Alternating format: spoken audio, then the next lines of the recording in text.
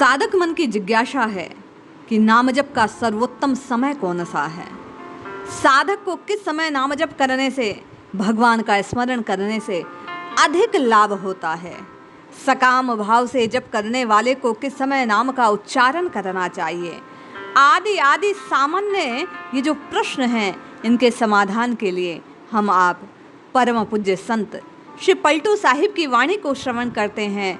साहिब का ये पद निश्चित रूप के आपके और मेरे इस संशय का नाश करने वाला है। जय श्री हरि।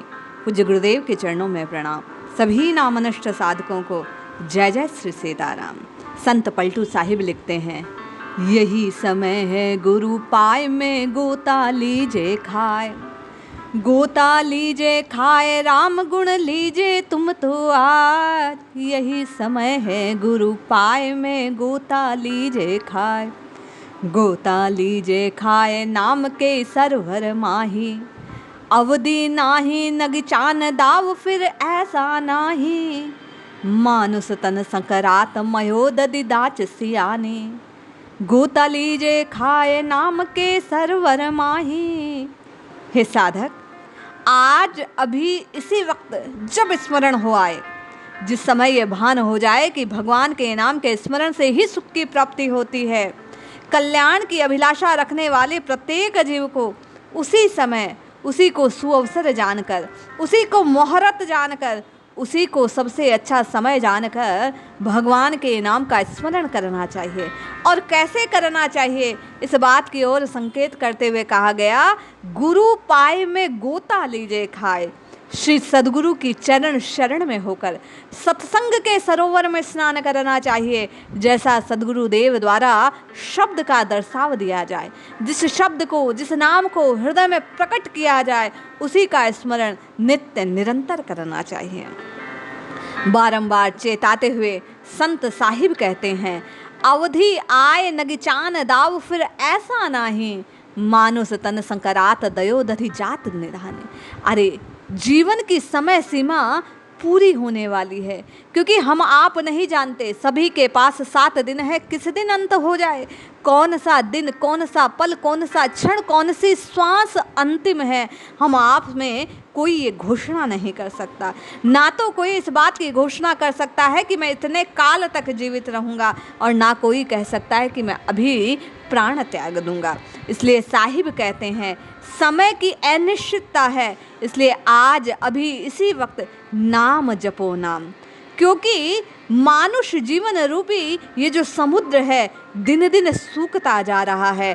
सांसों की जलराशि रीतती बीतती जा रही है, क्षण क्षण श्वास घटते जा रहे हैं। ऐसी पर भी पाए नहीं तुम महिमा जाने, सतसंगत के घाट पेठ कर कर स्नाना।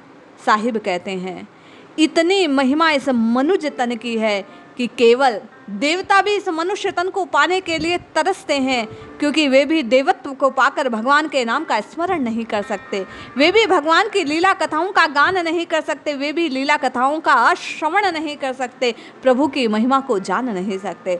इसलिए बारंबार ये दिव्य जो मनुष्य योनि है, यदि इसकी महिमा को जानकर, सुनकर, संतों की वाणी में इस महिमा को बारंबार श्रवण करने पर भी हम आप यदि इस मनुज तन का फायदा ना उठा पाए, हम राम राम राम राम राम संतों के चरण शरण में बैठकर सत्संग की इस गंगा में यदि स्नान नहीं कर पाए, सत्संग के घाट पर यदि आपने और मैंने इस अमृत का पान नहीं किया, तो साहिब कहते हैं कि अवसान के समय आप उनमें पछताएंगे, आया हुआ अवसर खो देंगे और जन्म मरण के चक्र में बारंबार फंसते जाएंगे।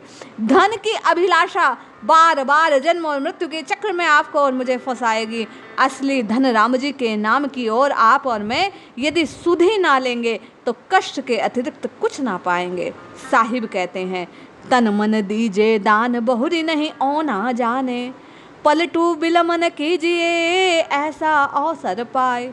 यही समय गुरु पाए में गोता लीजे खाए।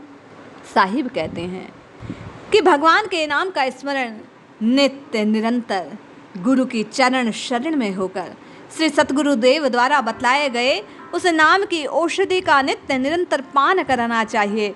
इस अवसर को खोना कोई बुद्धिमानी नहीं है। एक बार ये मनुष्यतन यदि बीत गया तो बार बार प्रयास करने पर भी बिना प्रभु की अहेतु की कृपा के हम और आप इसको पाएंगे नहीं, और बिना पाए इस जन्म मरण के चक्र से छूटने का कोई और उपाय जीव के पास है नहीं। इसलिए सम्मुख आए अवसर को आपको और मुझे काम में लेना चाहिए। नित्य निरंतर श्री सद्गुरुदेव के चरणों में गोता लगाते हुए भाव गंगा में स्नान करने चाहिए। गुरु की शब्द गंगा में गोता लगाते हुए अपने पापों को धोते हुए नित्य निरंतर राम राम राम राम राम इस प्रकार हरि नाम का उच्चारण करना चाहिए, क्योंकि केवल और केवल कलयुग केवल नाम आधारा सुमिर सुमिर नर उतर ही पारा। बार बार संतों ने इसी बात को उच्चारित किया है। स्वर स्वर केवल एक ही बात को गाया कि नाम जपे बिना उद्धार हो नहीं सकता।